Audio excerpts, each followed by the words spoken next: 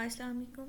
आज हम एक स्टूडेंट रिकॉर्ड मैनेजमेंट सिस्टम बनाएंगे यूजिंग PHP एंड MySQL। इसमें हम add view update and delete operations एक ही फाइल में परफॉर्म करेंगे, यानी कि CRD ऑपरेशंस परफॉर्म करेंगे। सबसे पहले हम CRDU का मतलब समझते हैं। C का मतलब है हमारे पास क्रिएट यानी कि न्यू रिकॉर्ड ऐड करना। R का मतलब है हमारे पास रीड यानी कि रिकॉर्ड को डिस्प्ले करना। यू का मतलब है अपडेट यानी कि रिकॉर्ड में चेंजेस करना। डी का मतलब है हमारे पास रिकॉर्ड को डिलीट करना। तो यानी कि हम एक ही फाइल में CRUDO का ऑपरेशन परफॉर्म करेंगे। उसके लिए सबसे पहले हम अपने PHP माई एडमिन में चलते हैं। आपको स्क्रीन पे नज़र आ रहा है, हम अपने PHP माई एडमिन में हैं। PHP माई एडमिन में हम एक डेटाबेस बनाएंगे। मैंने एक डेटाबेस बनाई है ट्रूस्क्यूट बुक के नाम से। ये हमारी डेटाबेस है। इसमें मैंने एक टेबल बनाया हुआ है स्टूडेंट के नाम से, और टेबल के अंदर मैंने 4 कॉलम्स बनाए हुए हैं: ID, name, email and course. ID column हमारे पास प्राइमरी की है ताकि हर स्टूडेंट यूनिकली आइडेंटिफाई हो सके।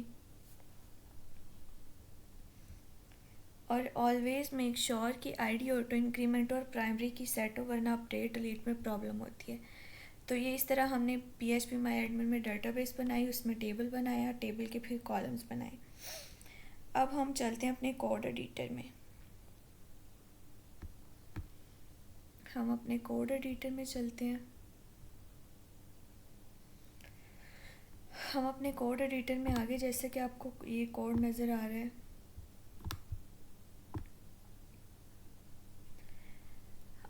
हमने सब डेटाबेस कनेक्शन सेटअप किया यूजिंग MySQL, यानी कि ये कोड PHP को MySQL से कनेक्ट करता है।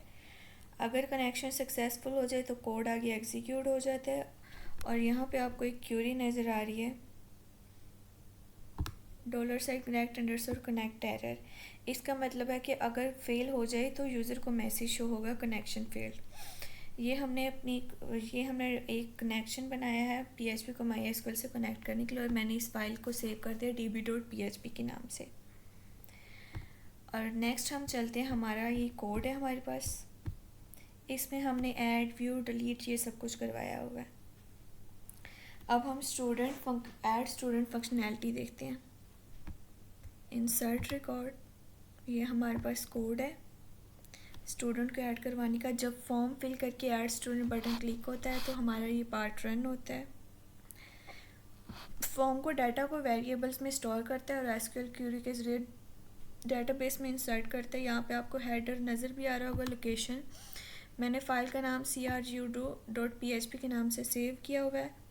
तो इसका मतलब है कि पेज रिफ़्रेश हो जाए और नया रिकॉर्ड टेबल में आ जाए। नेक्स्ट हम चलते हैं अपना डिस्प्ले स्टूडेंट की तरफ, यानी कि व्यू। यहाँ पे आपको नज़र आ रहा है, 1 सेकेंड, ये हमारा कोड है। अब हम टेबल में स्टूडेंट्स डिस्प्ले करते हैं। हमने यहाँ पे वाइल लूप का यूज़ किया। ये लूप डेटाबेस से सारे रिकॉर्ड्स फैच करता है और टेबल रोज़ में डिस्प्ले करवाता है। टेबल में सब रिकॉर्ड्स विजिबल होते हैं, मतलब हर स्टूडेंट का डाटा फैच होता है और डायनेमिकली टेबल में शो होता है। एडिट और डिलीट लिंक्स हर रो के साथ अटैच हैं, जैसे कि हम यहाँ पे भी हमने एडिट और डिलीट का लिंक अटैच किया हुआ है। अब हम देखते हैं किसी स्टूडेंट का रिकॉर्ड अपडेट करना हो तो कैसे करते हैं। यहाँ पे हम आते हैं अपने कोड की तरफ। यहाँ पे आपको नज़र आ रहा है हमारा ये कोड है। इसमें स्टूडेंट का रिकॉर्ड अपडेट करना हो तो हम एडिट बटन पे क्लिक करते हैं। फॉर्म में स्टूडेंट का एग्जिस्टिंग डाटा लोड होता है और यूज़र मॉडिफाई कर सकता है। नेक्स्ट हमारे पास ये क्यूरी है हिडन, ये हमने क्यूरी एक लिखी हुई है, edit, change name, update table, refresh के लिए। इस अपडेट क्यूरी के जरिए हम डेटाबेस में एग्जिस्टिंग रिकॉर्ड को मॉडिफाई कर सकते हैं। और हमने हेडर यूज़ किया हुआ है कि यानी कि ये हमारी फ़ाइल का नाम है, डाटा आए तो इधर आए। अब हम अपने डिलीट रिकॉर्ड की तरफ चलते हैं। डिलीट रिकॉर्ड है हमारे पास। ये हमारा डिलीट रिकॉर्ड का कोड है, यानी कि अगर हमने डिलीट रिकॉर्ड स्टूडेंट का डिलीट रिकॉर्ड डिलीट करना तो डिलीट लिंक क्लिक करते ही ये क्यूरी रन होती है और रिकॉर्ड रिमूव हो जाता है।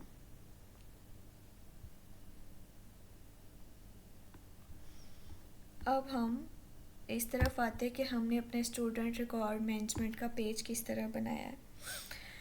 हमने पेज को सिंपल और नीट स्टाइलिंग दिया यूजिंग इटर्नल CSS, जैसे कि आपको नज़र आ रहा है, table, borders, padding, form, alignment, button colours and hover effect. अभी हम रन करके देखते हैं कि हमारा ये कोड किस तरह शो होता है।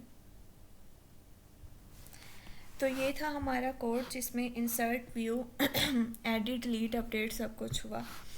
हम अपने ब्राउज़र में आते हैं। ब्राउज़र में जैसे कि आपको ये नज़र आ रहा है, मैंने ब्राउज़र में डोमेन का नाम लिखा और अपनी फ़ाइल जिस नाम से सेव की वो लिखी। तो हमारा ये कुछ इस तरह का हमारे पास पेज शो होता है जिसमें हम स्टूडेंट रिकॉर्ड मैनेजमेंट सिस्टम का यानी कि हमने जो कोड में जो रिक्वायरमेंट्स दी थी उसी तरह हमारा शो होता है, यानी कि हमारा कोड रन हो रहा है। तो अब यहाँ पे देखते हैं, नेम हम कोई भी ले लेते हैं, ज़ीहान